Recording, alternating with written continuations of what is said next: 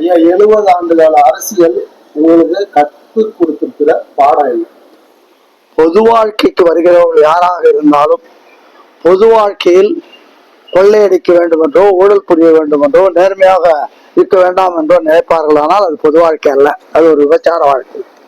நமக்கு முன்னால் உதாரணமாக இருந்திருக்கிறார்கள். ஓமாந்தூர் ரெட்டியார் இருந்திருக்கிறார், குமாரசாமி ராஜா இருந்திருக்கிறார், அதை போலவே தந்தை பேரறிஞர் அண்ணா அவர்கள் இருந்திருக்கிறார்கள், பெருந்தலைவர் காமராஜர் அவர்கள் இருந்திருக்கிறார்கள். இதெல்லாம் முன் உதாரணமாக கொண்டு அவர்களை போன்ற ஒரு ஆட்சியை, அவர்களை போன்ற நேர்மையாளர்களாக, தூய்மையானவர்களாக, சமுதாயத்தின் மீது மிகுந்த பற்றுடையவர்களாக, ஒடுக்கப்பட்டவர்களை உயர்த்துபவர்களாக இருக்க வேண்டுமே தவிர, அதை விட்டுவிட்டு நாம் நம்முடைய வாழ்க்கையில் எவ்வளவு அன்றாடம் எவ்வளவு கல்லா கட்டுகிறோம் என்ற நினைப்போடு வாழ்பவர்கள் அரசியலுக்கு வருவது தமிழ் மக்களுக்கு செய்கிற மிகப்பெரிய துரோகம்.